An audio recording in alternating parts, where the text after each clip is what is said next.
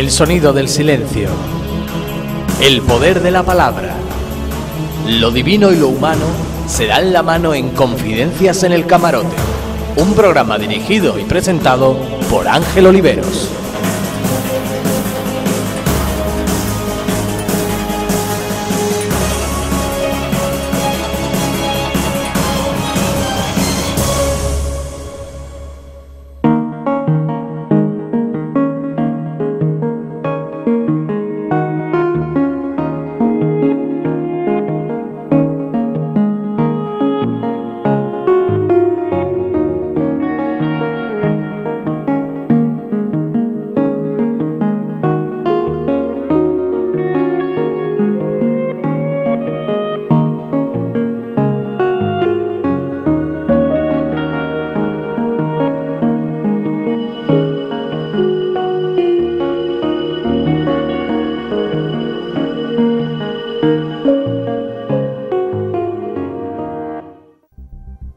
Bienvenidos, señoras y señores, a Confidencias en el Camarote. Como siempre digo en la introducción de los programas que hacemos aquí, intento decir que fundamentalmente Confidencias en el Camarote es traer ideas para después a continuación regalar las ideas. Pero es que las ideas que traemos hoy son unas ideas muy esperadas por todos nosotros. Lo puede probar también el hecho de que esto ya no tenemos más sillas para poner a más gente, las que se ven en la tele y las que no se ven en la tele. Porque hoy vamos a hablar con nuestro querido amigo el doctor Francisco Echani Valiente, que es médico de familia de hace más de 40 años. Vamos a hablar de un tema donde nosotros no hemos sido capaces de traer a alguien que nos pueda hablar con toda libertad del asunto que vamos a tratar esta noche, y es del doctor Ame. El doctor Ame, como podemos saber así, abuela pluma, entre las personas preocupadas por todas estas cosas, es el que descubre las 5 leyes de hierro contra el cáncer, que son al 100%, son leyes auténticas, no son hipótesis, ni son cosas que se transmiten de uno a otro los investigadores, sino que son leyes. Y esas leyes vienen a resolver problemas del cáncer que las personas solemos tener, ¿no? Pero hay algo que no se nos dice, y es el por qué suceden las cosas y cómo podemos enfrentarnos a esas cosas, ¿no?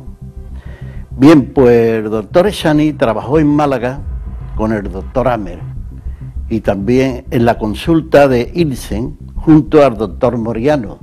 El doctor Moriano pudiéramos decir que es un hombre que ya no está con nosotros, ha elegido su camino de la divinidad, por otra parte, pero es un hombre, el doctor Mariano, que ha dado mucha información a España, y cualquiera que quiera saber un poco más de todo esto, que pulse en internet conferencia del doctor Moriano, y a partir de ese momento sabrá más del cáncer que toda la gente de su pueblo, de su barrio o de donde viva, ¿no? Bien, el doctor Francisco Echani sostiene además con fuerza que el Premio Nobel de Medicina se lo merece el doctor Amer por el hallazgo de esas 5 leyes que hemos hablado antes sobre el cáncer, y precisamente el título de la conferencia del programa que hoy vamos a hacer, le vamos a poner título que el Premio Nobel de Medicina para el doctor Amer, porque se lo merece a pesar de que lo estén silenciando muchísimo. Bueno, de estas cosas y de otras muchas más, el doctor Echani nos va a hablar, pero dentro de un momentito.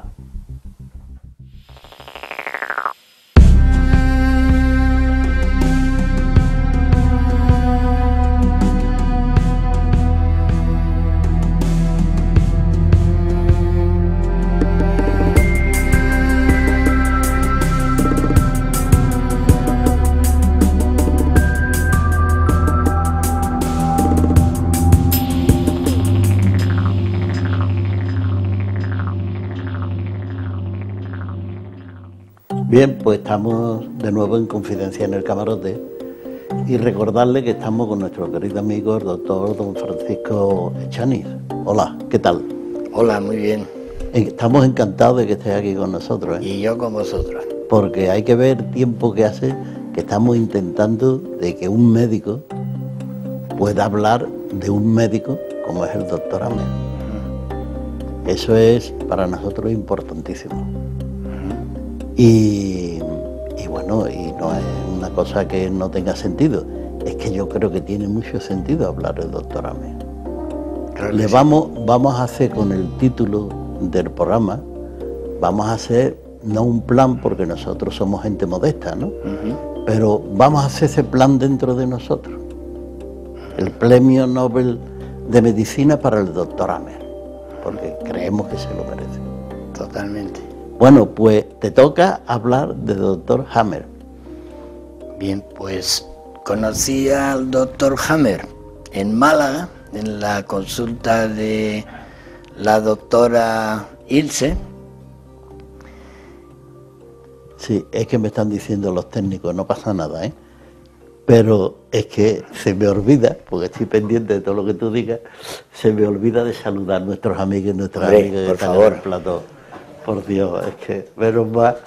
Pero es que estas son las cosas del directo, pero que nadie borre nada, ¿eh? Aquí no se borra nada. Estupendo. Sigue, ¿por dónde iba? Bueno, pues conocí al doctor Hamer en la consulta de la doctora Ilse, en Málaga, hacia el año 93 o 94, no estoy con toda seguridad. Estaba el doctor Fermín Moriano allí y el doctor Majuelo de Málaga también. Y bueno, pues tuve un momento encantado por conocer este personaje tan impresionante, tan lúcido y tan sabio. Tan sabio como que en lo que hablaba demostraba un conocimiento médico profundísimo, no de una sola especialidad, sino de muchas especialidades, en el sentido de que él era de medicina interna, especialista, de endocrino, ginecólogo, neurólogo y cirujano. Eso hecho en el mismo hospital cuando terminaba una especialidad y desarrollaba y era jefe clínico de lo que estoy hablando, pues bueno, su interés del conocimiento, y en Alemania se podía hacer y se sigue pudiendo hacer, podía pasar a otro departamento, cosa que aquí en España no se puede hacer. Y entonces tenía un conocimiento profundísimo abarcaba un amplísimo conocimiento de medicina que si no es imposible entender cómo pudo desarrollar esto, de lo impresionante realmente que es. Bueno, el hombre tuvo la mala fortuna de que estando de vacaciones con su mujer en Venecia, pues hubo un accidente de alguien que disparó sobre su hijo de 19 años, Rick Hamer, que estaba tomando el sol en la cubierta de un yate de vacaciones. El hijo murió, regresaron a Alemania y a los 3 meses Hamer hizo un cáncer de testículo y su mujer un cáncer de mama. Claro, era demasiado casualidad que no tuviera nada que ver el cáncer de su mujer y el suyo con el accidente de la pérdida de ese hijo. El hombre que trabajaba en un hospital, acceso a la radiología y a todas las técnicas, empezó a investigar porque él comprendió que realmente eso era causa-efecto de lo que había ocurrido y estaba dispuesto a averiguarlo como fuera.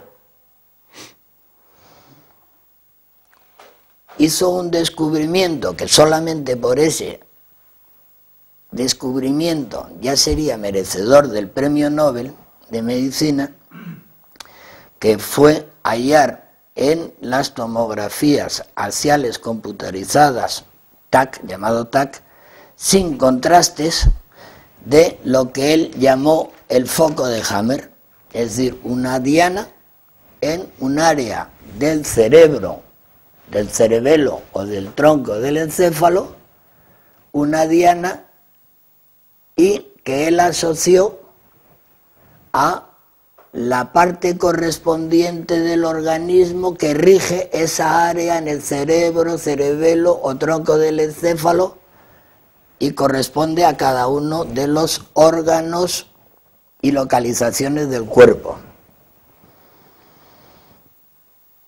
Porque a través de su enfermedad, él en el TAC vio la parte que correspondía al testículo, lo que era lo de la mama, y empezó esa investigación poco a poco, hasta que empezó a mirar todos los cánceres que iban entrando en el hospital y haciendo esos TAC, y fue averiguando de que eso existía. Entonces, al ver eso tan evidente, que los radiólogos le decían que no, que eso eran artefactos, que eso no tenía ninguna importancia, porque efectivamente hasta entonces nunca se le había dado importancia a esos impactos, a esas dianas en el cerebro, pues, y él comprobó de que eso era real, entonces pudo formular una ley biológica y de funcionamiento de todo el organismo, que ya se conocía de alguna manera, pero que todavía y hoy en día aún no se sigue creyendo del todo en la medicina convencional, de que un shock conflictivo, por ejemplo en su caso la muerte de su hijo, vivida en soledad, en angustia intensísimamente y en soledad, puede provocar un cáncer. No solo descubrió el impacto en el cerebro, sino también el órgano que correspondía,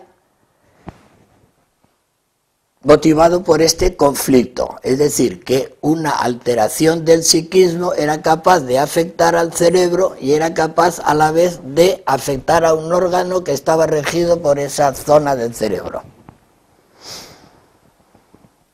Que a eso le llamó la ley férrea del cáncer de alguna manera, ¿eh? Por eso nada más ya se debería de dar el premio Nobel, porque a Madame Curie, la, digamos, inventora de los rayos X, de las radiografías, se le dio, por ese motivo se le dio un premio Nobel. Hombre, como era mujer, intentaron fastidiarle un poquito, no dársela, pero al final no tuvieron más remedio que dárselo, ¿no? Porque en aquella época las mujeres estaban regular en ese sentido. Su marido se empeñó. Bueno, pero es que después de eso hizo otro descubrimiento que es solamente por ese descubrimiento, este segundo, quizás sea todavía más merecedor de otro premio Nobel. Deberían de haberle dado 2.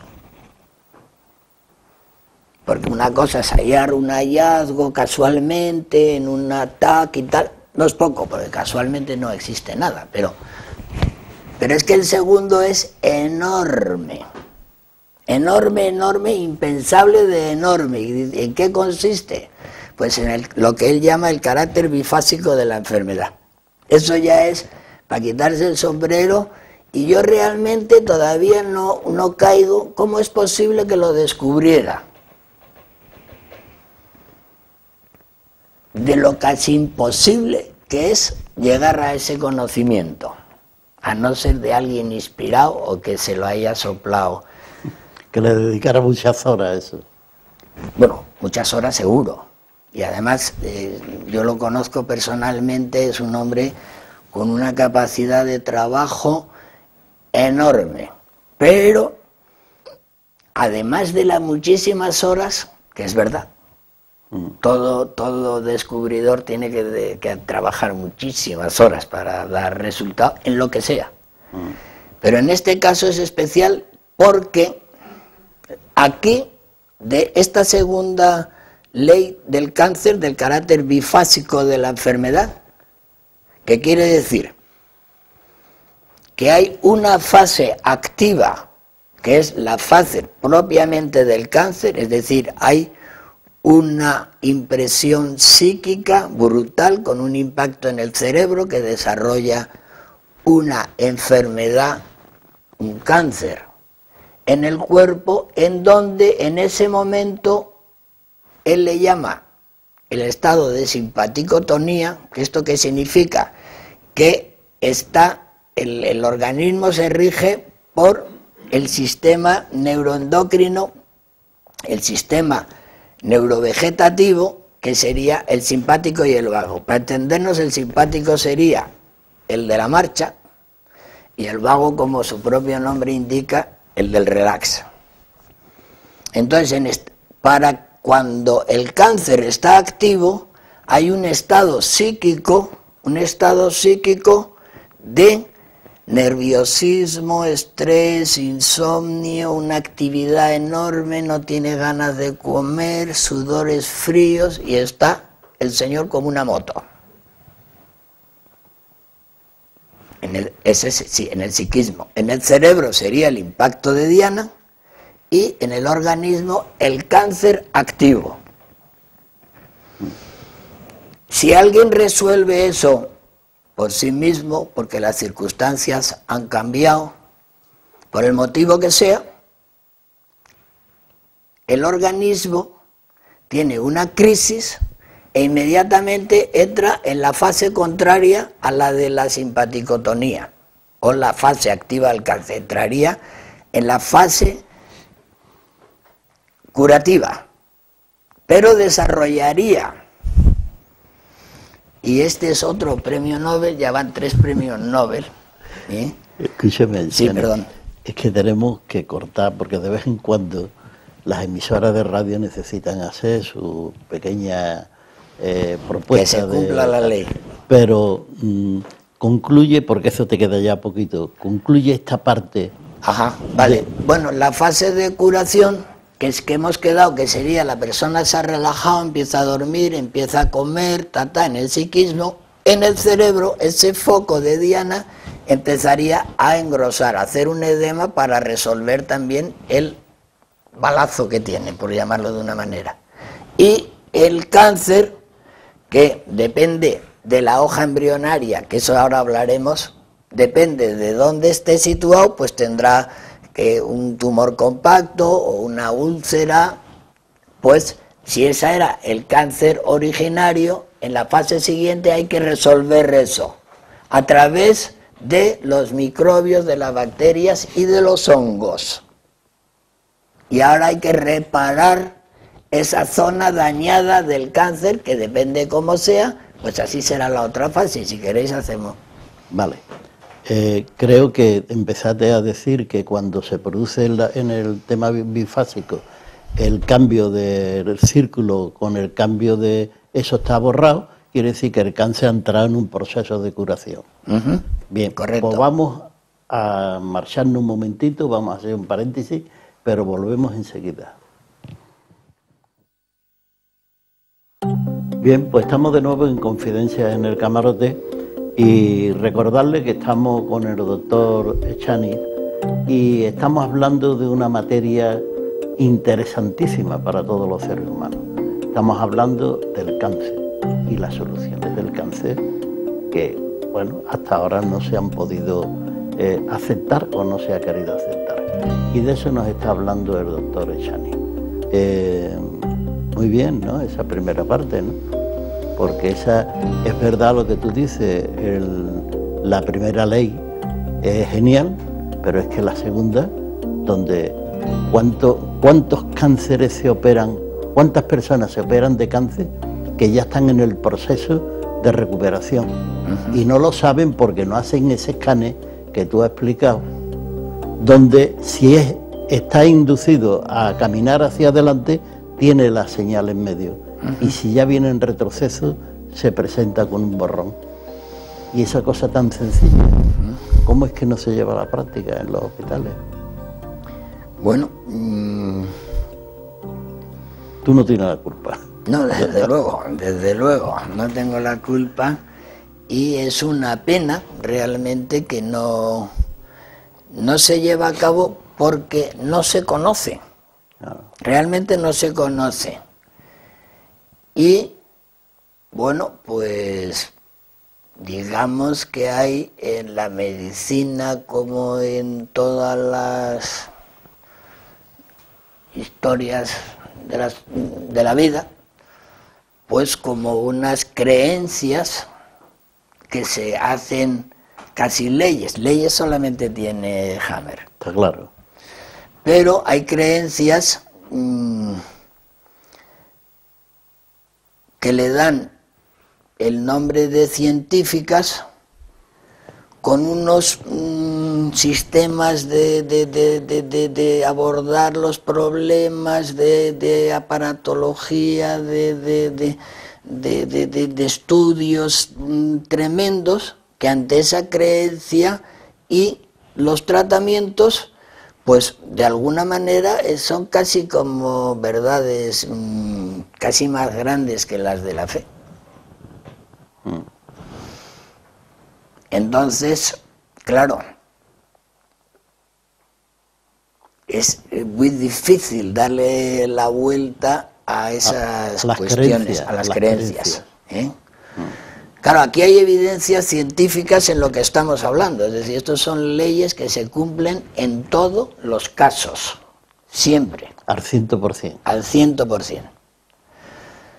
¿Por qué no se abordan? Claro, ese es otro, entrar en otra, no sé, doctores tiene la Santa Madre Iglesia para explicarlo, eso es harina de otro costal, desde luego no tiene nada que ver con la ciencia.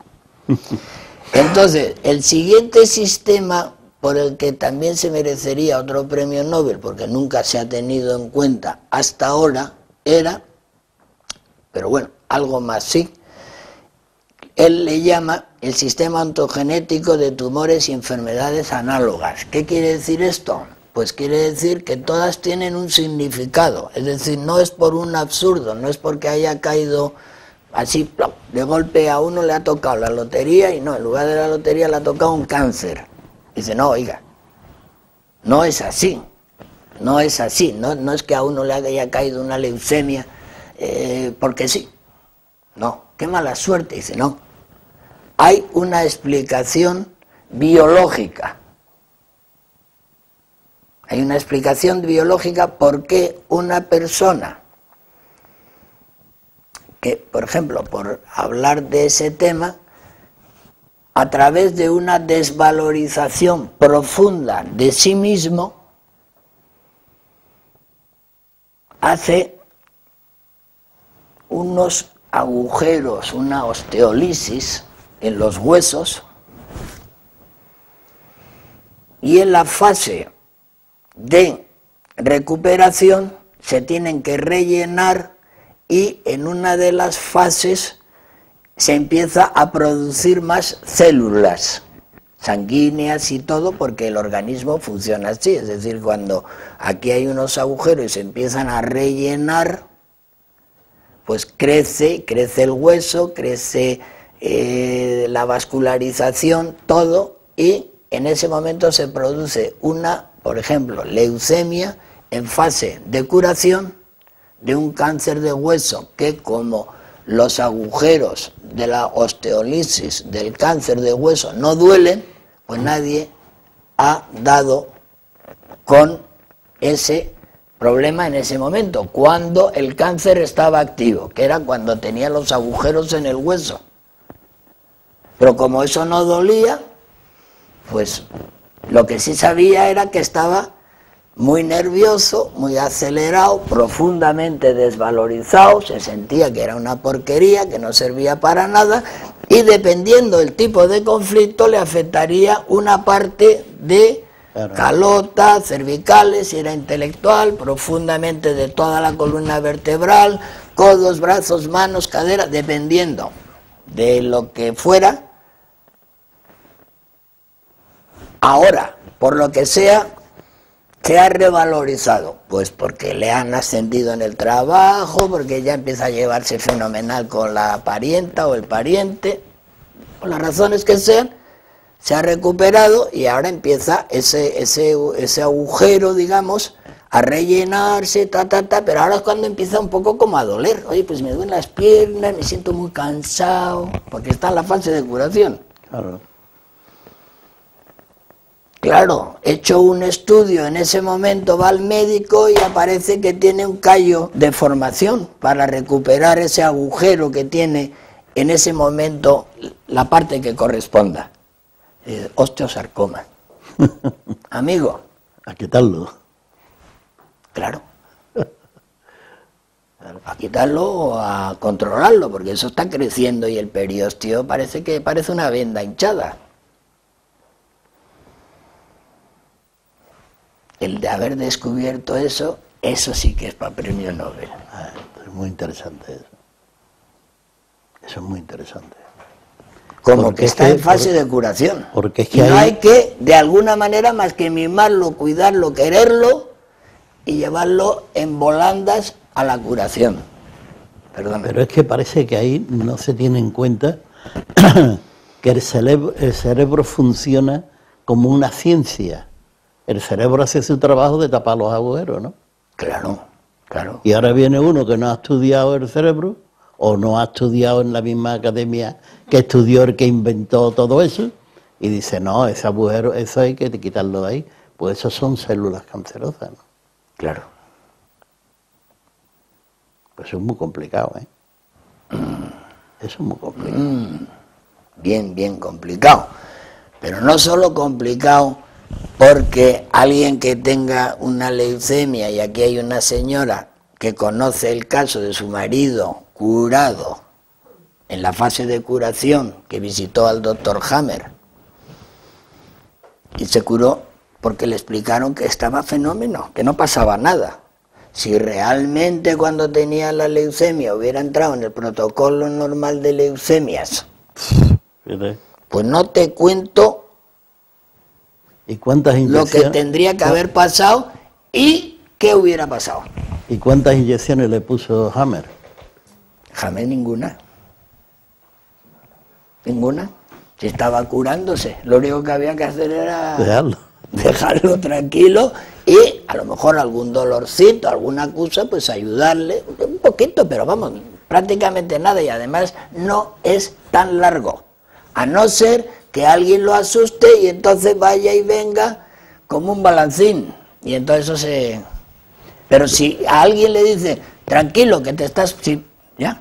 No, que de eso me gustaría que habláramos un poquito en profundidad, porque la gente está muy asustada con el tema del miedo, con la metástasis, por ejemplo. Que no se te olvide ese tema. Sí. Bueno, lo de la metástasis es una otra creencia. Porque, vamos a ver, la ley de embriología en la que, ¿cómo te diría? ¿Cómo es posible que un hueso que forma un tema de mesodermo, embriológicamente, es decir, cómo una célula ósea con un cáncer de hueso puede viajar por el conducto sanguíneo y formar en el hígado, que es de ectodermo, una célula cancerígena? Es como imposible, es como si en el ojo te creciera un hueso, pues oiga. A no ser que la célula cambie por el camino, ¿no? Y se convierta igual que el enemigo, ¿no? Sí, muy difícil no sé, una cosa inexplicable, digamos. ¿Cómo es posible? Es un truco, ha habido truco. Sí. No, mire, no es posible. Sí. Pero se tiene esa creencia desde Virchow, un anatomopatólogo muy importante y tal, que dijo eso y tal, pero no es cierto. Lo que ocurre con las metástasis es que ocurren varios conflictos a la vez. Es decir, persona que dice que bueno, pues que tiene un cáncer de huesos, le diagnostican un cáncer de huesos, y dice, pues yo me voy a quedar sin trabajo, tal, mi familia, yo, tal, es que no voy a poder ni comer. Y le entra otro agobio brutal y le hace un cáncer de hígado. No es que el cáncer de huesos se haya trasladado al hígado, eso es imposible. Repercusiones del cáncer, entonces. Repercusiones de cáncer, repercusiones de... Claro, hace otro conflicto, ojo, por otro miedo. Pero no es una metástasis en lo que se entendía de que metástasis, que en griego significa que se ha trasladado la célula original cancerosa a otro sitio. Eso no es real, o sea, eso es una creencia. Pero que Hammer demuestra que no. Pero han estudiado en mucha profundidad el tema de la composición de los tejidos, ¿no? Claro. Se lo estudió muy bien para poder combatir eso, ¿no? Sí, de alguna manera, pero bueno, eso es embriología, que ya no es una invención suya, la embriología, es decir, eso es algo que todos los médicos deben de conocer y más o menos se puede conocer. El siguiente tema sería... Sí, perdona. Tenemos 1 minuto y medio porque sí, tenemos que cortar, porque después tienen que hacer las preguntas. Ajá. O sea que... Bien. Bueno, la forma de resolver ese cáncer, otro de los aspectos francamente maravillosos, y también para un 4º premio Nobel, sería lo que él llama el sistema ontogenético de los microbios. ¿Qué pintan aquí los microbios? Me preguntaríais, ¿no? Y dice, pues muy sencillo. Un cáncer, por ejemplo, que se ha desarrollado, por ejemplo, de endodermo, de la parte más primitiva, lo que es el papeo, tubo digestivo, tal, ¿no? ¿Qué forma el cáncer? En ese caso, el cáncer primitivo se forma como una masa compacta que se llama adenocarcinoma. Y en la fase de solución vienen los, en este caso, hongos, porque pertenece al endodermo, y se papean el adenocarcinoma. Y ese adenocarcinoma se ha transformado en, digamos, una vez que se ha caseificado y sea tal, puede haber pues incluso alguna pequeña hemorragia, una liberación de pus, cosas así, como por ejemplo, en el caso de el pulmón, los bacilos tuberculosos son capaces de papearse el carcinoma de pulmón y por unos bacilos tuberculosos, y en ese caso le diagnostican una tuberculosis. Es complicado todo eso, ¿eh? Muy complicado. Escucha, muy complicado, ojo. Ahora lo explicarás, sí, porque ahora vienen las preguntas de nuestros amigos. Vale, fenomenal. Y nuestras amigas, pero volvemos enseguida. Bien, pues estamos de nuevo en Confidencia en el Camarote y tengo que recordarle que estamos con el doctor Echaniz y estamos hablando de un tema interesantísimo que es cómo, por qué, de qué manera se produce el cáncer y cómo podemos quitarnos esa situación de encima, ¿no? Pero de eso vamos a hablar con él en un momento, pero además que quería yo hacerte una pregunta, Echaniz. Estupendo. Primero, preguntarte qué te ha parecido tu conexión con el programa, tu llegada a un sitio totalmente desconocido y si te encuentras a gusto entre nosotros.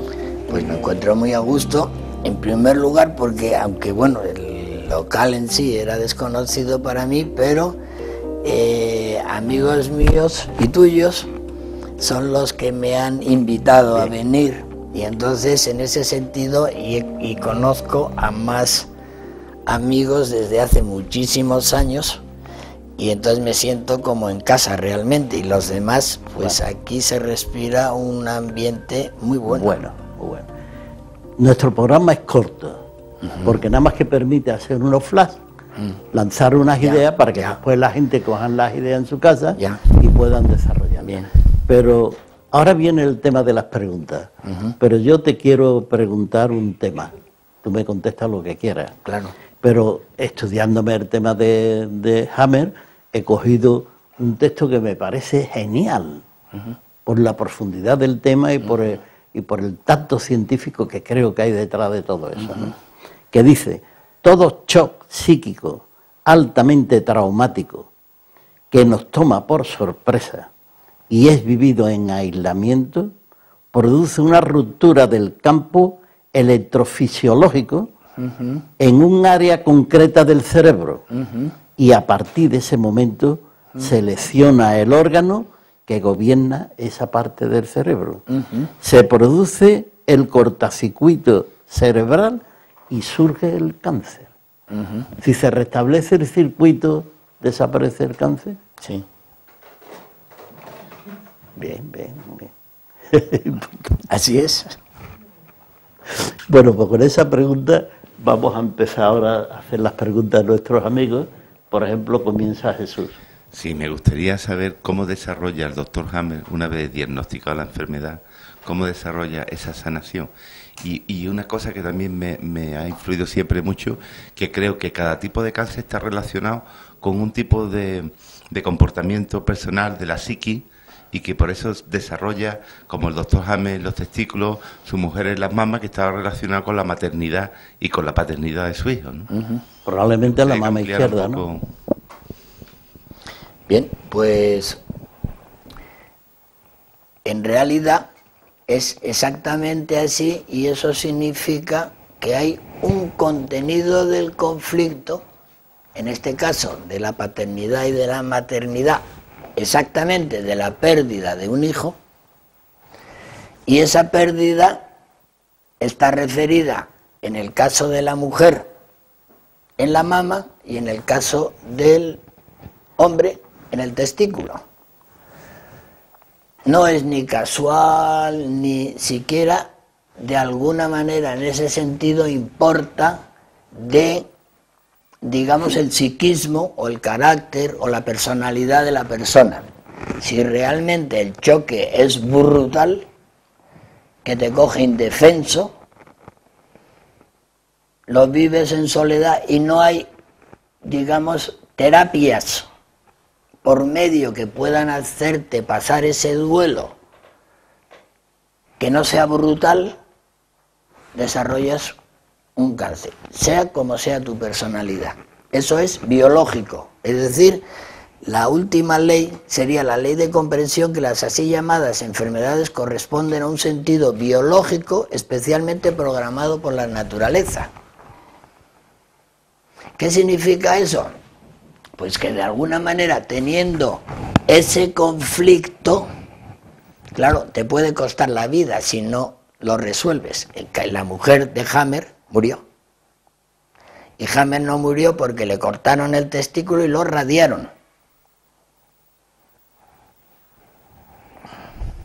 Claro, habría que decir, pero hay que radiar. Si hubiera resuelto el conflicto, a lo mejor en el sentido que tú dices, de ayudarle a la comprensión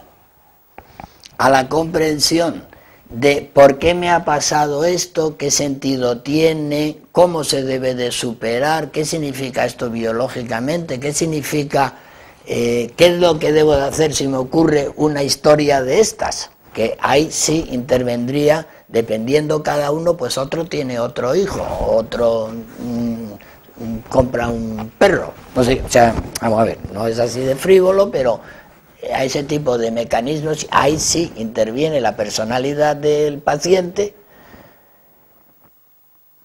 Esa sería una clave a nivel del psiquismo. A nivel del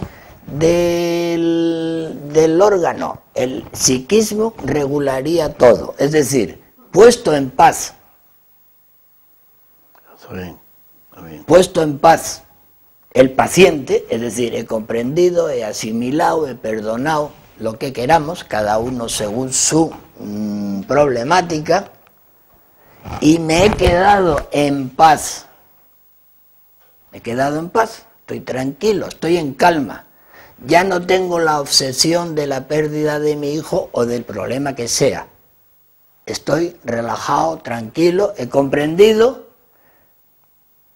Inmediatamente que he cambiado el psiquismo, el cerebro empieza a recuperarse en forma de edemas en la diana, a recuperar el cortacircuito ese que decías. Y el órgano empieza a recuperarse, dependiendo de qué órgano. Si era un adenocarcinoma, pues sería haciendo unas ulceritas y devorando ese tumor compacto. Y si fueran úlceras, porque depende de si era en la corteza cerebral, el ectodermo, pues serían, el cáncer sería una úlcera, pues habría que reepitelizar y regenerar esa úlcera en su fase de curación. Pero eso es un proceso que es a la vez, es decir, no está el psiquismo por un lado, el cerebro por otro, el hígado por otro, y el sujeto no estaba. Es todo junto. Y siempre ¿dónde empieza? Donde empieza el problema. ¿Dónde se empieza a recuperar? Donde empieza el psiquismo. El psiquismo es lo que manda para bien y para mal, digamos. E inmediatamente todo funciona a la vez. Es decir, si alguien ve un perro enorme que le va a morder en la calle, pues lo primero que hace es tener un susto enorme, ¿no? E inmediatamente hay un mecanismo fisiológico de repercusión en la hipófisis, liberación de ACTH, eso libera, corteza suprarrenal, cortisol, pom, pom, y se pone en simpaticotonía total, es decir, el más nervioso del mundo y corre más que el perro. Todo funciona así, a la vez. Es decir, realmente por hablar, hablamos de psiquismo, hablamos de cerebro y hablamos de hígado, pero todo es lo mismo, o todo es uno. Unidad total. Bien. Según la teoría del doctor Hammer. Bien.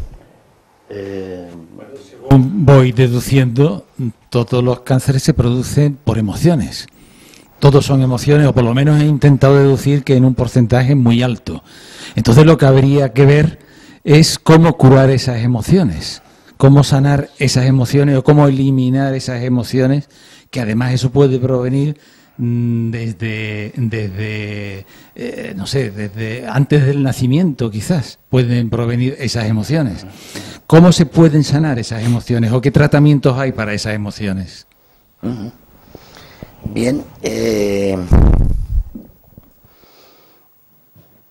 Hammer está hablando desde el punto de vista biológico actual. Es verdad que esas emociones pueden estar transmitidas por herencia, genéticamente, puede estar relacionado con emociones vividas por nuestros antepasados y tal. Pero eso, de alguna forma, en lo que creo, realmente no hay todavía demostrado científicamente, como es lo que estamos hablando ahora mismo de las leyes exactas que se cumplen matemáticamente, biológicamente hablando, sobre las emociones no hay un estudio así, y es mucho más etéreo, y en el caso, digamos, del presente, del momento actual, esas emociones serían, bueno, pues de alguna manera con sentido común. Con sentido común, o técnicas múltiples, ¿no? Si el miedo a la oscuridad, pues acostumbrar poco a poco a ir a la oscuridad, etcétera. ¿Vale? No me acuerdo cómo te llamas. Antonio, gracias. Nos comentabas cómo el pánico, ¿no?, esa condena a muerte que le hace la medicina al paciente, es lo que produce el avance de la enfermedad. ¿De qué manera se puede luchar contra eso con el poder de la medicina, con el miedo de la familia, con el miedo de tus amigos, con toda una... ¿no? Habría que hacer, no sé, algo, una terapia psicológica, porque es muy difícil luchar contra todo, ¿no? Shane, contesta lo más corto que pueda porque se nos está yendo el tiempo. Vale. Bueno, pues ese es uno de los conflictos biológicos más importantes que existe, que es el miedo. El miedo. Y el pánico, que en realidad es un miedo súper exagerado y más agudo, digamos, ¿no? Respecto a al diagnóstico que puede producir un cáncer, tiene usted tal enfermedad, tiene usted un cáncer y hacer otro cáncer en función del diagnóstico, eso está comprobado, observado y objetivizado, eso es real, es así. ¿Cómo se puede combatir? Siempre entramos en el sentido común, en el sentido médico, pues sería la explicación lógica de que dice, oiga, tiene usted un cáncer de laringe donde hay unas ulceritas por el pánico que tiene usted, que normalmente en ese momento nadie va al médico, porque no le duele, casi está todo normal. Sin embargo, si llegara a un médico de la nueva medicina y se percatara de lo que está ocurriendo, se podría averiguar que tiene unas úlceras en los conductos laríngeos, el conducto laríngeo. Normalmente, un médico, o supongamos que por casualidad han hallado que tiene un cáncer laríngeo, un médico de la nueva medicina le diría, no tenga usted pánico, porque esa tuberculosis que le han diagnosticado no es tal, es un adenocarcinoma de pulmón que las bacilos de Koch que ya tenía usted desde la guerra civil, pues están aprovechando para limpiarle el pulmón. No se preocupe usted lo más mínimo por eso. Y ya de momento se quedaría el tío tranquilo, no tendría pánico, siempre y cuando te creyera y tú lo acompañaras en esa confianza hasta el final del proceso. Le dijera, no te preocupes por el cáncer de pulmón que te han dicho. Tenemos que terminar, Shani. Te agradecemos muchísimo que hayas estado aquí con nosotros. Creo que nos va a ayudar muchísimo la comprensión de lo que nos ha comentado de una manera científica y además muy clara, y te agradecemos muchísimo que hayas estado aquí con nosotros. Y te convoco para que vuelvas no muy tarde, para poder seguir el hilo de las cosas que hemos emprendido aquí hoy. En 2 semanas me gustaría que estuvieras aquí y hablaremos después de eso. Y a nuestras amigas y nuestros amigos que están en el plató, que hoy son numerosísimos, puedo darles las gracias también por haber estado aquí, y entre todos, lógicamente, pues aprendemos y con eso, de alguna manera, cambiamos los esquemas en nuestra vida, de nuestras creencias que nos han instalado, intentamos ver si podemos cambiar esas creencias. Y decir que estos programas son posibles porque están aquí personas tan interesantes como son, por ejemplo, pues el Israel Jiménez, o como es, por ejemplo, Juan Prieto, que se dedican a este tema sin pedir nada a cambio. Decirle también a nuestros oyentes y nuestros televidentes que la próxima semana nos podrán encontrar exactamente donde mismo nos han encontrado hoy. Y hasta entonces nos despedimos si Dios quiere.